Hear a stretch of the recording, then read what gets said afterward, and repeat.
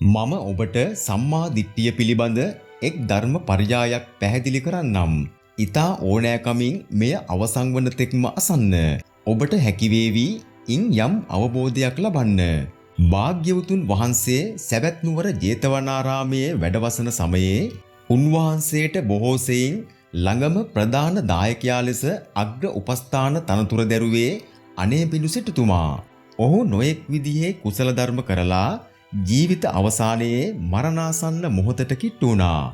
එවිට ඔහු එක් පුරුෂයෙකුට කතා කරලා කියනවා, ඔබ ගිහින් සැරියුත් මහරහතන් වහන්සේට මගේ වචනයෙන් කියන්න.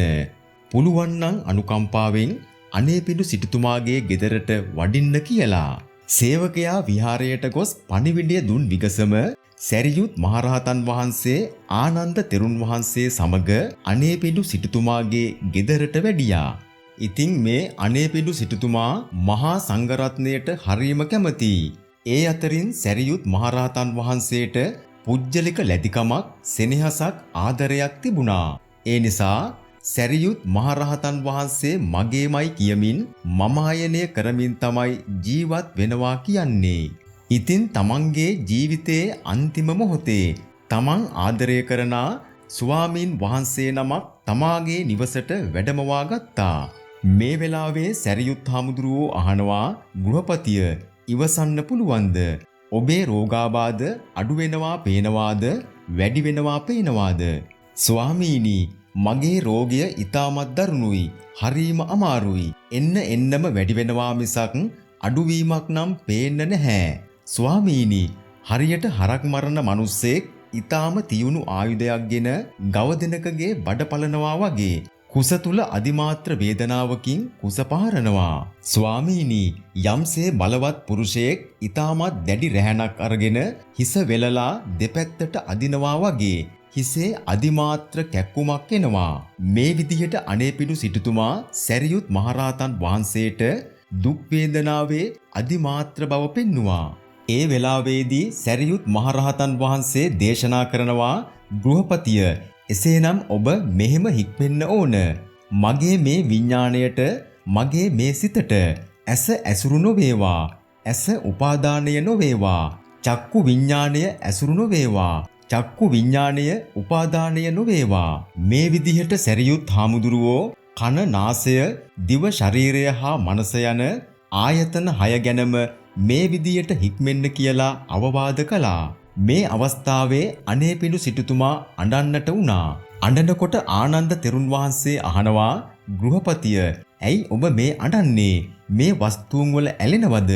මේ වස්තුන් දාලා යන්න ඔබට ලෝභයිද, දුකයිද කියලා ඇහුවා. ස්වාමීනි, මම වස්තුන්ගේ ඇලෙන්නේ නැහැ. මේ වස්තුන් දාලා යන්න මට දුක නැහැ. නමුත් ස්වාමීනි, මේ වගේ දහම් පරයායක්, මේ වගේ දහම් කරුණු ටිකක් ඇසූ පිරූ බවක් මතක නැහැ. ඒ නිසා මේ අහන්නට නොලැබුණු ගැඹුරු දහමක් මට ඇහුණු නිසායි මේ දුක කියනවා. ඊට පස්සේ සැරියුත් මහරහතන් වහන්සේ දේශනා කරනවා, ගෘහපතිය, මේ ශුන්‍යතා පටිසංයුක්ත ධර්මයෝ සුදුවත් අඳින ගිහි අයට අවබෝධ කර ගැනීමට එතරම් පහසු නැහැ. ඒක අපහසුයි කිව්වා. අනේ ස්වාමීනි, එහෙම හිතන්න එපා. මේ සුදුවත් අඳින ගිහි අය අතරේ මේ වගේ ගැඹුරු අරුත් ඇති ශුන්‍යතා පටිසංයුක්ත ධර්මයෝ අවබෝධ කරගන්න පුළුවන් අයත් ඉන්නවා. ඒ නිසා අනුකම්පාවෙන් භික්ෂූන් වහන්සේලාට කියන්න මීට පස්ව මේ වගේ ගැඹුරු ධර්මදේශනා සිදු කරන්න කියලා. එහෙනම් අපි බලමු මේ ස්පර්ශ ආයතන 6 ඇසුරු නොකර ජීවත් වන්නේ කොහොමද කියලා.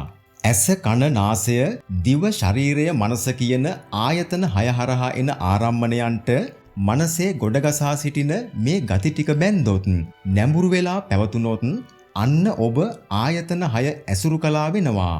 නමුත් ස්පර්ශ ආයතන 6 හරහා උපදින ආරම්මණයත්, එයින් උපදින කර්ම සිත හෙවත් මනෝ විඥානයත් වෙන වෙනම දැක්කොත් උපාදානය නොවි ආයතන 6න් මිදිලා පවතිනවා. නච කිංචි ලෝකේ උපාදීයති. ඔබ ලෝකයේ කිසිවක් උපාදානය කරලා නැහැ යන ගණයට වැටෙනවා. මෙය සරල ලෙස උදාහරණයකින් පැහැදිලි කළොත් ඔබට ඉන්නවා කියලා හිතන්නකෝ. සුනිල් කියලා ඊතා ලෙන්ගතු යාළුවෙකුයි, සුනිල් කියලා ඔබේ පරම හතුරෙකුයි. ඔන්න ඔබ නිවස ඇතුලේ ඉන්න විට ඔබේ අම්මා කාමරයට ඇවිල්ලා කියනවා පුතේ සුනිල් ඇවිල්ලා කියලා. ඔබ අහනවා මොන සුනිල්ද කියලා. මොකද ඔබේ මනසේ සුනිල් යනුවෙන් ගති කිහිපයක් තිබෙන නිසා ශබ්දය ඇසුණත් මනෝ විඥාණය පැහැදිලිව පිහිටන්නේ නැහැ. දැන් අම්මා කියනවා අර ඔයත් එක්ක එදා ආරවුලක් ඇති කරගත්ත එක්කෙනා කියලා. අන්න එවිට ඔබ ලොකු ආවේගයකින් කේන්තියකින් ඌ මොනවට මෙහෙට ආවද කියලා කාමරයෙන් එළියට එනවා. දැන් ඔන්න ඔබ අර ශබ්දයට මනසේ තිබූ ගතියක් බැඳා. එයට සතුරායයි වටිනාකමක් දී ගැටීම උපාදානය කොට ශබ්දය හරහා කන ඇසුරු කළා.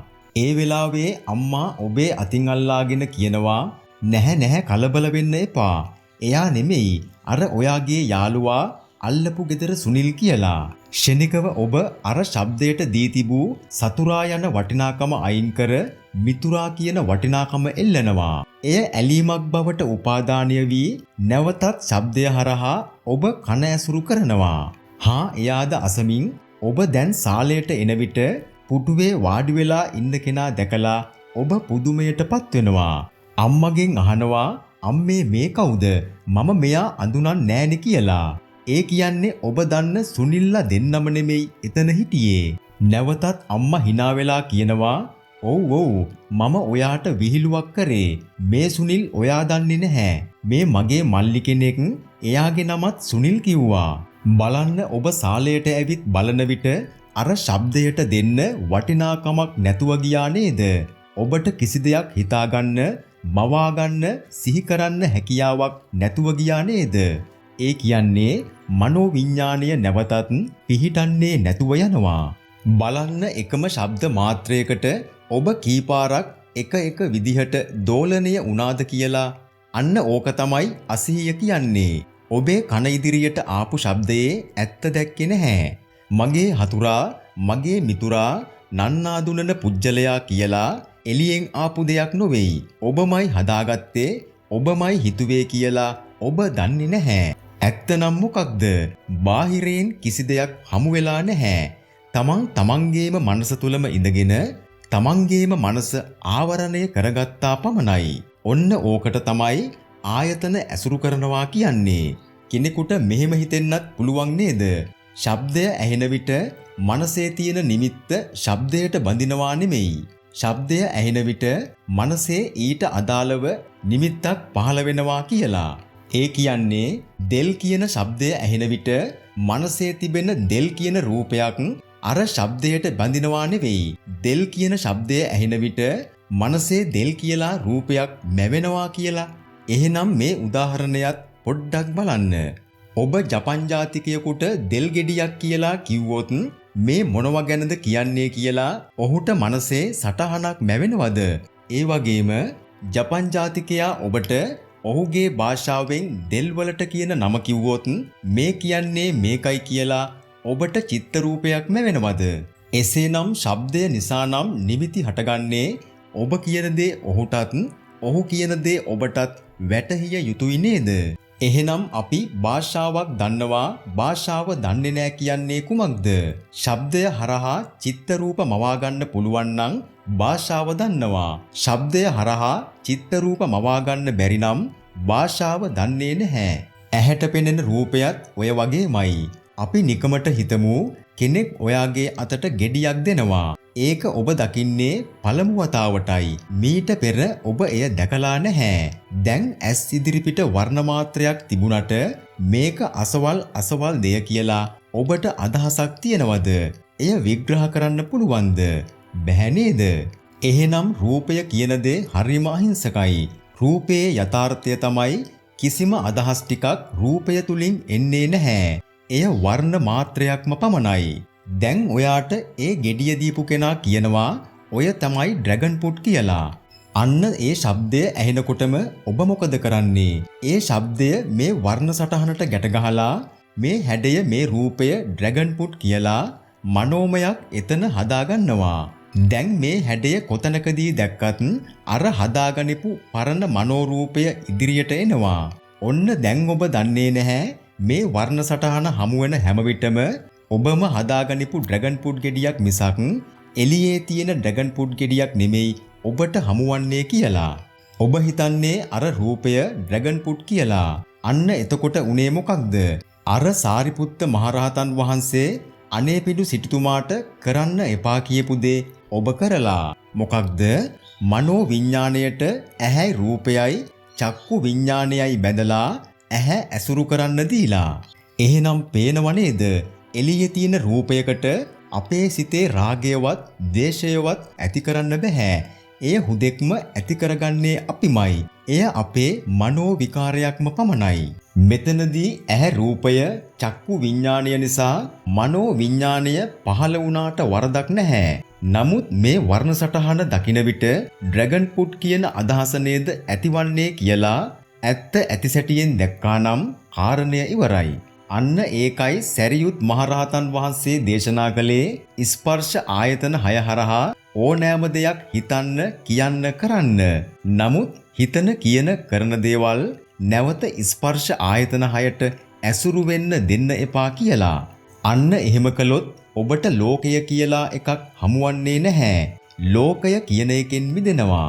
ඒ කියන්නේ එන අරමුණ එතනම නිරුද්ධ වන නිසා මේ ආයතන 6න් දෙන අරමුණු වලට ආත්ම සංඥාව පතිත වන්නේ නැහැ. ඒ නිසා ආයතන 6 ඇසුරු නොවන නිසා එවිට උපාදානයක් පිහිටන්නේ නැහැ. ඒ හේතුවෙන්ම සසරට කර්ම බීජ හැදෙන එක නවතිනවා. ඒකයි භාග්‍යවතුන් වහන්සේ දේශනා කළේ ලෝකය හදන්නෙත් අපි, ලෝකයෙන් මිදෙන්නෙත් අපි කියලා. තෙරුවන් සරණයි. සැමටම ඒ උතුම් නිර්වාණය සාක්ෂාත් වේවා.